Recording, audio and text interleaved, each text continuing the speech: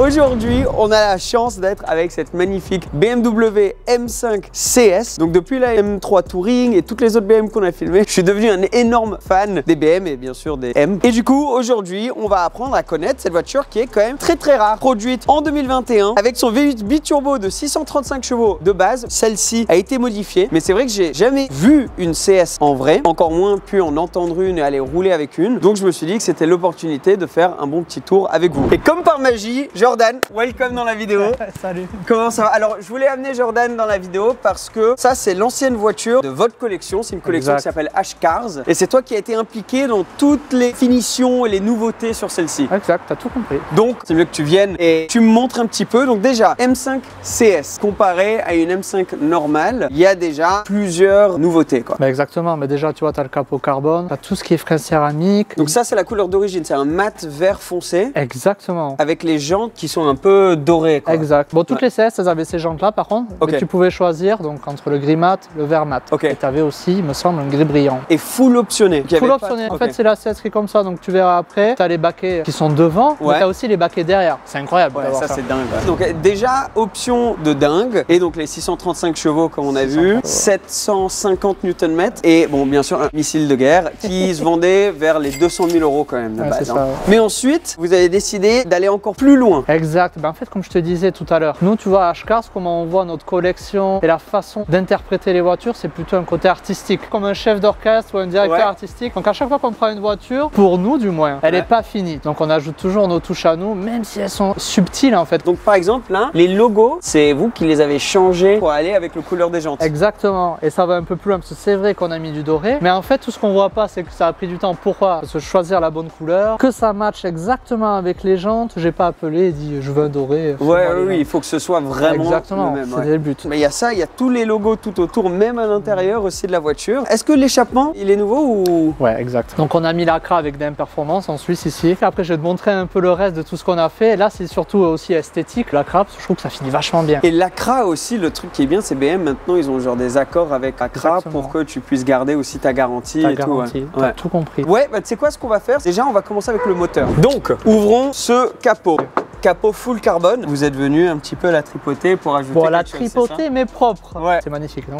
C'est incroyable. Tout carbone. Et donc du coup, qu'est-ce que vous avez changé exactement sur celle-ci? Donc on avait déjà ce truc-là qui est donc couvert en carbone. Ça finit vachement bien. Mais tout ça là, c'était en plastique. Bah, on dirait que c'est d'origine. Hein. Ah ben clairement. Ce qui est marrant, c'est que par contre, avec l'admission Eventuri, ce qu'il y a, c'est que ça revient à la calandre. Donc tu vois, tu as des entrées en carbone. Ah, ça c'est. Mais c'est trop beau. Et en fait, ça rend trop bien. Ouais, franchement, c'est magnifique. Hein. Bon, du coup, ça respire quoi. Tu te doutes, tu verras après. Ouais. Et là, on est à combien de chevaux? Donc c'est DM Performance qui a tout fait, qui a tout homologué. Donc il y a des downpipes dessus, 200 cellules pour garder quand même quelque chose de confortable. Elle n'est pas décatalysée. Et on a gardé les filtres à particules et changé le silencieux. On l'a reprogrammé, obligé bien sûr. Donc aujourd'hui, elle sort au banc 765 chevaux et 1000 Nm de couple.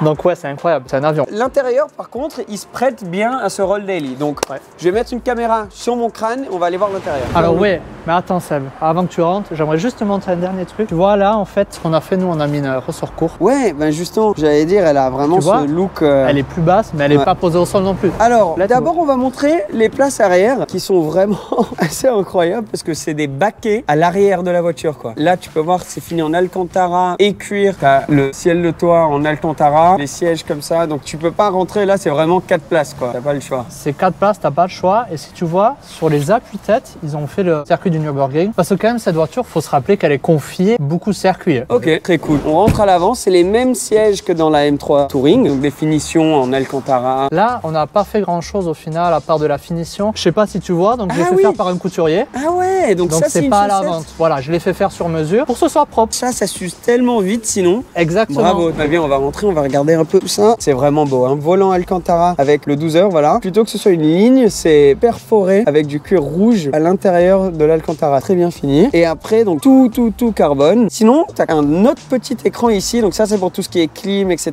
Incroyable d'avoir essayé chauffé sur du baquet. Sur les baquets, ouais, mais dans la M3, ça m'avait surpris aussi. Pas de toit ouvrant, du coup, comme on a le toit en carbone. Et pas de siège massant non plus. Pas de siège massant, ouais, ça c'est sûr. Tu as le Harman Kardon, donc le système sono qui vient booster. Donc pour une voiture circuit, une voiture qui est tellement hardcore, quand même, tu as un intérieur très luxe. Enfin, franchement, elle est vraiment cool à l'intérieur. Bon, on va rouler? Let's go. Voici le bruit du démarrage. Ça rigole pas du tout. C'est magique. Franchement, premières impressions, c'est que c'est très confort. Ça me fait vraiment penser à la M3 Touring niveau confort. Et c'est vrai que tu as les mêmes sièges au final, c'est pareil. Enfin, tu peux faire beaucoup de kilomètres très facilement avec cette voiture. Tu es au courant que tu as un V8, mais c'est pas non plus un bruit. Non, carrément pas. Et en plus, on est un échappement ouvert là. Alors non, tu sais que ça, c'est juste pour avoir le petit burble des échappements. Ok. Et donc, pour les ouvrir, c'est que quand tu te mets en mode sport ou sport plus. Donc le bouton là, en gros, c'est juste pour avoir les pops and bangs et c'est pas pour ouvrir les clapets. Non. Après, comme je te dis, on n'a pas fait des katas et on a gardé les filtres à particules, donc c'est quand même soft en soi. Ouais. On va se mettre sur des routes après et je vais la mettre en M2 et en sport plus et c'est vrai que ça rend. Let's go! C'est bon, on a ouvert l'échappement là cette fois-ci. Ouvert l'échappement, on a passé les cyclistes. Et là, normalement, on devrait voir un petit peu la bête qui se cache en dessous. Ah ouais, j'entends déjà les... Ouais.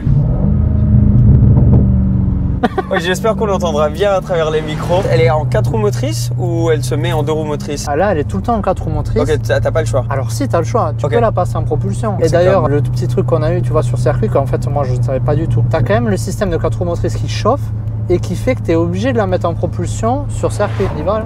Allez. Oh la dinguerie! Ah, c'est incroyable. Ah, mais c'est incroyable, tu t'attends pas du tout à ça. Wow. Mais c'est surtout la manière que, enfin, elle arrive à mettre la puissance sur la route. C'est incroyable. Et puis il y a tout qui passe, t'as vu ça... Ah ouais, là on l'entend bien. Ouais, là on l'entend pour le coup. Et je sais pas si t'entends, mais l'admission, elle fait quand même un beau bruit. Ah bah ouais. Mais on n'entend pas le sifflement des turbos vu qu'on n'est pas en décata. Ouais. Mais t'as quand même le plaisir du... Oh. C'est incroyable. Hein. Wow. Ça s'arrête jamais. Hein. Tu décolles quoi. Et puis ça s'arrête pas. Ouais, mais c'est ça le truc parce que... Ah oui, ouais. Bon, on entend beaucoup plus qu'avant.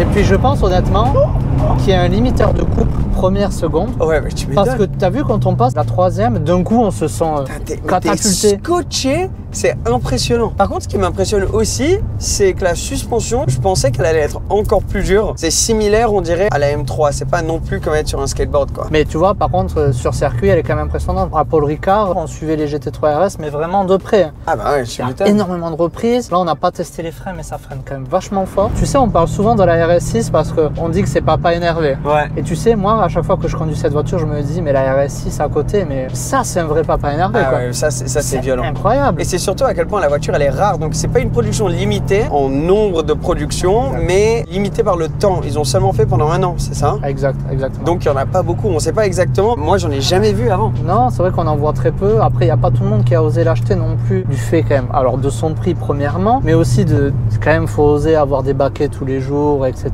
Il faut quand même oser l'acheter, quoi, tu vois. Bah ouais. Mais tu sais ce que je te propose, je pense, c'est que tu la conduises et je pense que tu te verras mieux le feeling que ça. Écoute, moi je suis non très chaud. Bah alors vas-y, on s'arrête. Allez, très chaud. Parti. Hop, en mode manuel. Donc là, on est dans quel mode? On est en M2. Là, tu es en M2 direct. Donc on est en propulsion? Non, on est en 4 roues. Si tu veux la monter à propulsion, on peut. Mais honnêtement, avec le nombre de chevaux qu'il y a aujourd'hui et les pneus hiver. Une voiture comme ça que je connais pas, vaut mieux y aller mollo. Alors direct, quand tu prends le volant, il y a plus cette sensation d'être au courant de ce que tu as en dessous. Bon, c'est normal, tu me diras. Mais il y a des belles vibrations à travers le volant et tu sens un peu plus la bête. Quand tu es en passager, tu as vraiment l'impression d'être juste dans la M5 confort, mais c'est juste les baquets qui te rappellent un petit peu de la bête que c'est. Mais quand tu prends le volant, tu sens un petit peu plus les vibrations, le bolide que tu as entre les mains, quoi. Ah, c'est vrai. Et même là, tu vois, je suis à même pas 2000 tours et elle fait déjà des petits pas. Après, tu as les palettes. Ça, ces palettes, elles sont cool, mais franchement, j'ai dit dans ma vidéo de la M3, pour 200 000 €, là, dans cette voiture-là, ça fait un peu. Je suis entièrement d'accord avec toi. Mais tu sais, ce que je regrette, moi, dans toutes ces voitures maintenant, c'est qu'on a plus, comme par exemple, tu vois, la 430 ou ces petits clics. Ouais. Tu sais, ces cliquetis ou ces palettes full carbone ou aluminium. Franchement, ouais. Parce que le volant fait tellement luxe et qualité. Full sim. Et tu vois les freins? T'as vu le freinage? Là, je freine à peine. Hein. Tu freines à peine, mais t'as vu comment on est projeté? C'est incroyable le freinage. Et c'est surtout que souvent avec des céramiques comme ça accroche d'un coup et t'as pas beaucoup cette sensation directement de pouvoir doser comme tu le souhaites. Là, franchement, t'arrives à doser direct, quoi. Après, quand t'accélères, j'imagine de l'extérieur, parce que nous, c'est tellement insonorisé et les échappements, ils sont genre à 3,5 km derrière nous. Wow, mais ça décolle! sais quoi, dès que ça commence à te tirer sur le cou, c'est que vraiment la voiture elle commence à envoyer. Wow. Et c'est vrai que t'as un peu ce truc où t'as le capot qui se lève un peu. Ouais. Et donc cette sensation d'être dans une grosse voiture très puissante quoi. T'es dans un TGV. La direction c'est un peu pareil que dans ma M3 Touring. C'est précis mais c'est très léger. Ça fait un petit peu aseptisé. Là ça serait sympa si c'était encore un peu plus lourd. Je peux encore tourner avec un doigt et je suis dans tous les modes sport. T'as vu le freinage? Non mais moi le freinage il est impressionnant. Je me demande combien ça pèse exactement. On va Fiche l'afficher technique sur l'écran. Wow, elle a un meilleur rayon de braquage que la M3. Hein. Oh ce bruit. C'est ouf. Hein. on est bien. Hein. Ah, exceptionnel. Bah, c'est trop bien et je conseille vraiment aux personnes, je vais mettre ton Instagram et tout en dessous de suivre parce que tu as vraiment des belles voitures entre tes mains et à chaque fois, il y a cette attention aux détails que moi j'adore. Très cool, je pense qu'on va laisser la vidéo là. M5 CS, en plus modifié, quand même une sacrée voiture. Merci beaucoup, petit check et à la prochaine la famille. Ciao, ciao.